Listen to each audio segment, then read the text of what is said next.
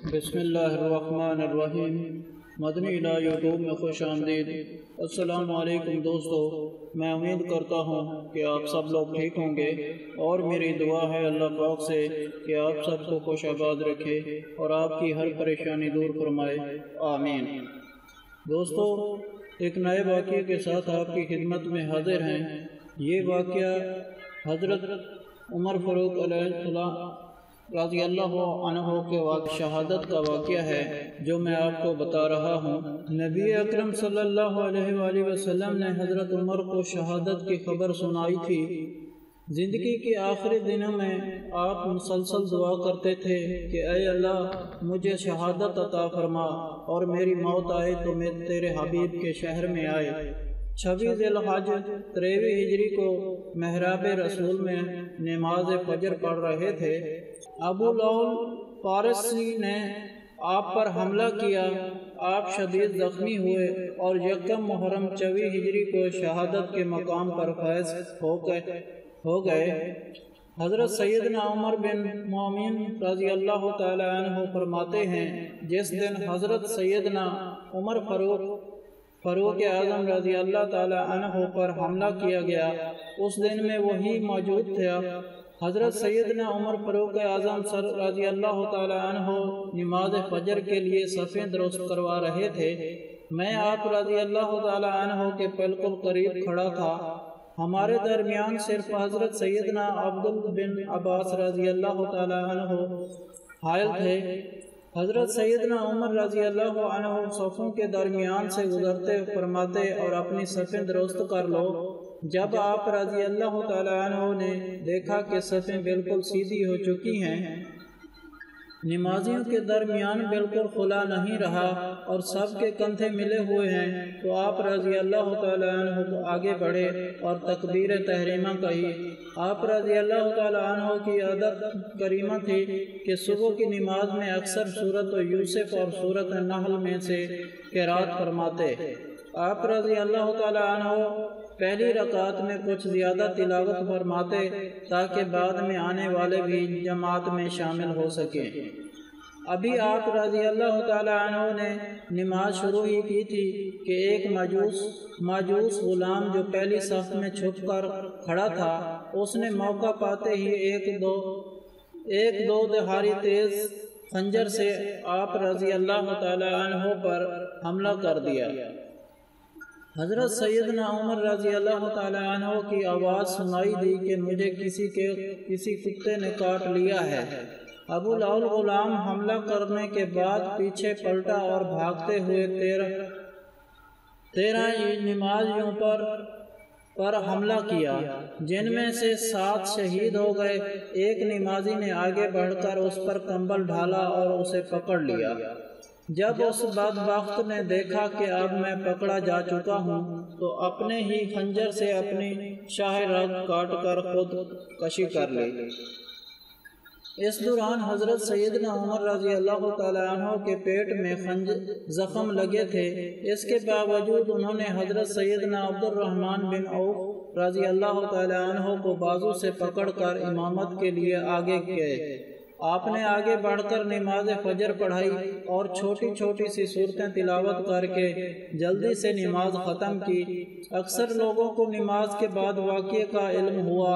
نماز کے بعد حضرت سیدنا عمر رضی اللہ تعالی عنہ نے حضرت سیدنا ابن عباس رضی اللہ تعالی عنہ سے فرمایا، اے ابن عباس رضی اللہ تعالی عنہ، معلوم کرو کہ مجھے کس نے زخمی کیا ہے۔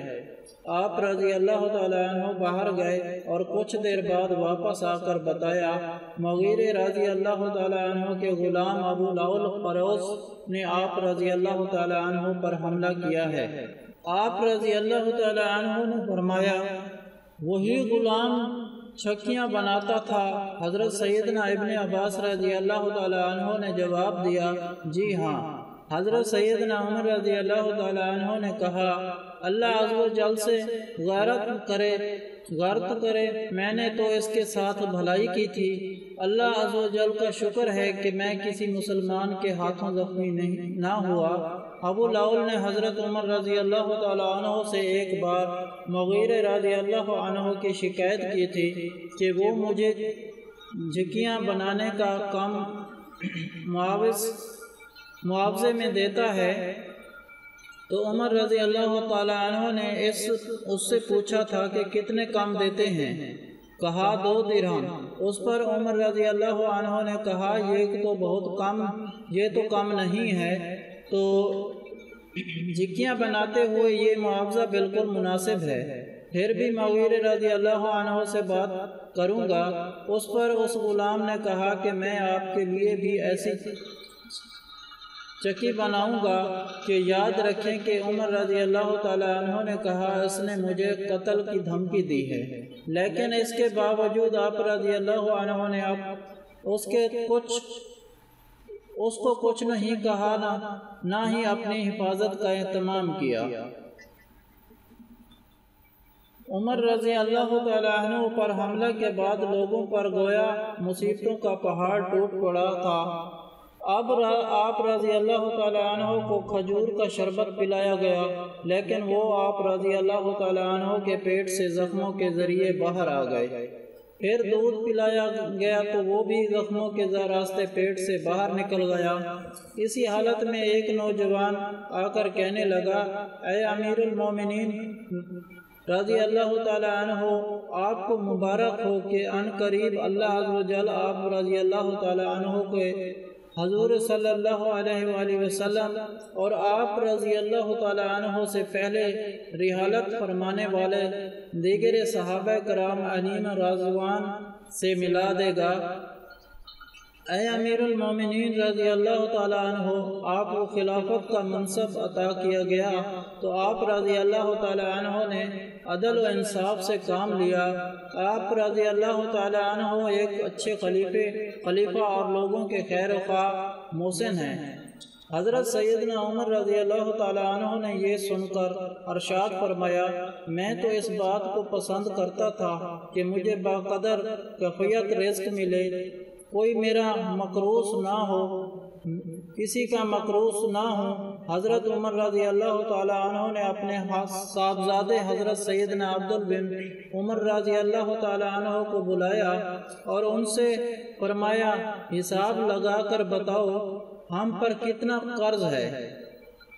انہوں نے حساب لگا کر بتایا تقریباً 26,000 درہم۔ آپ رضی اللہ تعالیٰ عنہ سے فرمایا، اگر یہ قرض میرے مال سے ادا ہو جائے تو ادا کر دینا، اگر میرا مال کافی نہ ہو تو بنی عدی بن قائب کے مال سے ادا کرنا، اگر پھر بھی نہ کافی ہو تو قریش سے سوال کرنا، کہ اس کے علاوہ اور کسی سے سوال نہ کرنا۔ پھر آپ رضی اللہ تعالیٰ عنہ نے اپنے صاحبزادے سے فرمایا، تم ام المومنین حضرت عائشہ صدیقہ رضی اللہ تعالیٰ عنہ کی بارگاہ میں چلے جاؤ اور ان سے عرض کرو کہ عمر بن خطاب اس بات کی اجازت چاہتا ہے کہ اسے اس کے ساتھیوں کے ساتھ دفن کیا جائے اور حضور صلی اللہ علیہ وآلہ وسلم کے قریب میں جگہ عطا فرمائی جائے۔ تو حضرت سیدنا عبد بن عمر رضی اللہ تعالیٰ عنہ حضرت عائشہ صدیقہ کے پاس حضرت عائشہ صدیقہ کی بارگاہ میں حاضر ہوئے اور سلام عرض کیا۔ آپ رضی اللہ تعالیٰ عنہ رو ہی رہی تھی۔ آپ رضی اللہ تعالیٰ عنہ نے کہا، حضرت سیدنا عمر بن خطاب رضی اللہ تعالیٰ عنہ آپ کو سلام عرض کر رہے ہیں اور اس کے بعد اس بات کی اجازت چاہتے ہیں کہ انہیں ان کے ساتھیوں کے ساتھ میں دفن کیا جائے۔ آپ رضی اللہ تعالیٰ عنہ نے یہ سن کر ارشاد فرمایا، یہ جگہ تو میں نے اپنے لیے رکھی تھی، لیکن اب میں یہ جگہ عمر بن خطاب رضی اللہ تعالیٰ عنہ کو اثار کرتی ہوں، انہیں جا کر یہ خوشخبری سنا دو۔ چنانچہ حضرت سیدنا عبد بن عمر رضی اللہ تعالیٰ عنہ اجازت لے کر واپس تشریف لے آئے۔ جب حضرت سیدنا عمر رضی اللہ تعالیٰ عنہ کو بتایا گیا کہ حضرت سیدنا عبد بن عمر رضی اللہ تعالیٰ عنہ آ گئے ہیں تو آپ رضی اللہ تعالیٰ عنہ نے فرمایا، مجھے بٹھا دو۔ آپ رضی اللہ تعالیٰ عنہ کو سہارا دے کر بٹھا دیا گیا۔ آپ رضی اللہ تعالیٰ عنہ نے فرمایا اے میرے بیٹے کیا خبر لائے ہو؟ آپ رضی اللہ تعالیٰ عنہ نے فرمایا حضرت سیدنا عائشہ صدیقہ رضی اللہ تعالیٰ عنہ نے آپ رضی اللہ تعالیٰ عنہ کو اجازت عطا فرما دی ہے۔ آپ رضی اللہ تعالیٰ عنہ نے خوش ہو جائیں جس چیز کو آپ نے رضی اللہ تعالیٰ عنہ نے پسند کیا کرتے تھے وہ آپ کو عطا کر دی گئی ہے۔